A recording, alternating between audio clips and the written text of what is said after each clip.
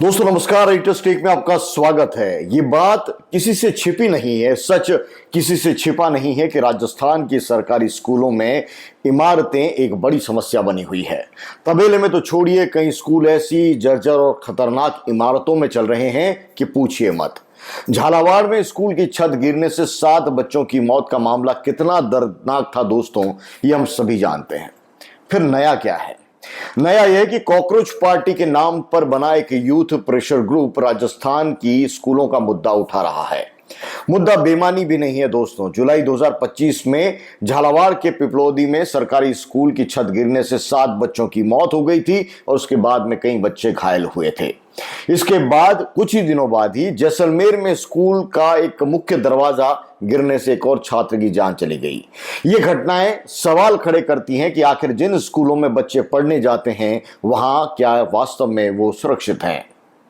इस मामले में राजस्थान हाईकोर्ट ने भी संज्ञान लिया था और इसके बाद में प्रदेश भर के सरकारी स्कूलों में सर्वे का काम शुरू हुआ था। सर्वे में जो आंकड़े आए वो वाकई चिंता पैदा करने वाले थे। राजस्थान में 63,000 सरकारी स्कूलों के सर्वे में 3,768 स्कूलों की इमारतें पूरी तरह जर्जर और असुरक्षित मिली। करीब 86,934 कक्षाएं असुरक्षित बताई गई हैं। इसके अलावा 2 लाख से ज्यादा कमरों की मरम्मत की जरूरत बताई गई। सबसे गंभीर बात यह है कि 611 सरकारी स्कूल ऐसे हैं जिनके पास अपना भवन ही नहीं है, आजादी के इतने साल बाद भी। इनमें 10 बालिका विद्यालय भी शामिल हैं। राजधानी जयपुर की ही बात कर लीजिए, जहां 38 स्कूल बिना बिल्डिंग्स के चल रहे हैं। कई जगह बच्चों को टीन शेड या दूसरी अस्थायी जगहों पर पढ़ाया जा रहा है। दोस्तों बुनियादी सुविधाओं की स्थिति भी बेहतर नहीं है। 2047 स्कूलों में शौचालय की सुविधा नहीं है, जबकि 17,109 स्कूलों के शौचालय पूरी तरह जर्जर बताए गए हैं। 1,049 स्कूलों में पीने के पानी की सुविधा नहीं है। बांसवाड़ा, डूंगरपुर, उदयपुर जैसे आदिवासी इलाकों में यह समस्या बहुत ज्यादा गंभीर है। झालावाड़ के अकलेरा, खानपुर और झालरापाटन में भवन विहीन स्कूलों की संख्या बहुत ज्यादा है। ये आंकड़े सिर्फ सरकारी फाइलों में दर्ज नहीं है दोस्तों। इन स्कूलों में बच्चे रोज पढ़ने जाते हैं और शिक्षक भी कई जगह मजबूरी में अस्थायी इंतजाम करके कक्षाएं चला रहे हैं। हाईकोर्ट ने जर्जर भवनों के इस्तेमाल पर सख्त रुख अपनाया था और सरकार से समयबद्ध योजना मांगी थी। अदालत ने यह भी संकेत दिया कि स्कूल भवनों की जांच और निगरानी में स्वतंत्र विशेषज्ञों की भूमिका बढ़ाई जानी चाहिए, ताकि निर्माण की जो गुणवत्ता है उस पर सवाल न उठे। सबसे बड़ा सवाल यही था कि पैसा कहां है सरकार के पास में स्कूलों के लिए। पूरे राज्य में असुरक्षित स्कूलों की मरम्मत और पुनर्निर्माण का अगर काम होगा तो 20,000 करोड़ रुपए की जरूरत होगी दोस्तों। सिर्फ मरम्मत के, तत्काल मरम्मत के जो काम है उसके लिए भी 5,500 करोड़ रुपए चाहिए। लेकिन 2026-2027 का जो बजट है उसमें करीब 1,000 करोड़ का प्रावधान बताया गया है। यानी राज्य सरकार के पास पैसा उस रूप में है नहीं और सरकार केंद्र सरकार से समग्र शिक्षा के तहत मिलने वाली राशि, विधायक निधि, डीएमएफटी और सीएसआर जैसे स्रोतों से अतिरिक्त पैसा जुटाने की बात कर रही है। लेकिन कब तक ये काम होगा ये किसी को नहीं पता। इस वक्त सवाल यह है कि बच्चों की सुरक्षा जैसे जरूरी काम में राज्य को बाहरी और अनिश्चित स्रोतों पर निर्भर क्यों रहना पड़ रहा है। अगर सड़क सौंदर्यीकरण और बड़े आयोजन और दूसरी योजनाओं के लिए बजट निकाला जा सकता है तो स्कूलों की सुरक्षित छत के लिए पर्याप्त पैसा पहले क्यों नहीं निकाला जा सकता। याद कीजिए, कोरोना के समय विधायक फंड की राशि का ज्यादातर हिस्सा ऑक्सीजन प्लांट लगाने में लगा दिया गया था। तो मुद्दा यह है कि युद्ध स्तर पर फंड का इंतजाम भी हो सकता है और काम भी, लेकिन देर है।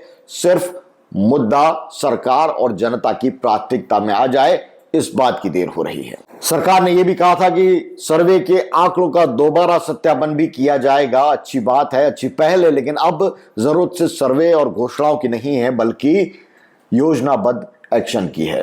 किस स्कूल की कब मरम्मत होगी, किस स्कूल की इमारत दोबारा बनेगी, बच्चों को कब तक पढ़ाया जाएगा और उसकी निगरानी कौन करेगा। इन तमाम सवालों के जवाब स्पष्ट रूप से सार्वजनिक रूप में होना चाहिए, कम से कम स्थानीय जनता के लिए, स्थानीय लोगों के लिए, क्योंकि मुद्दा एक राजनीतिक दल का नहीं है दोस्तों। ये जो हम तस्वीर बता रहे हैं वो किसी एक सरकार के कार्यकाल का नहीं है।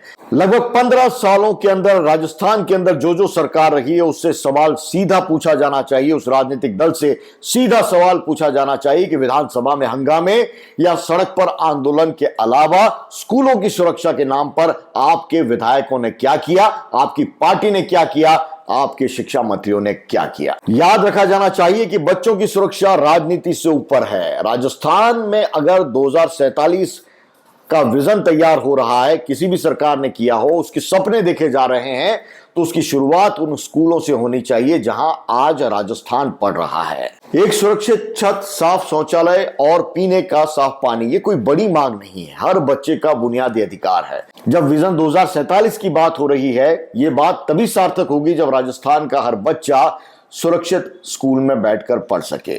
सरकारी स्कूल दोस्तों बर्बाद होकर बंद करने के लिए नहीं खोली जाती। सरकारी स्कूलों में बच्चों की आमद आज भी ये बताती है कि निजीकरण की आंधी के बावजूद सरकारी स्कूलों का विश्वास, उनका इकबाल अब भी बना हुआ है।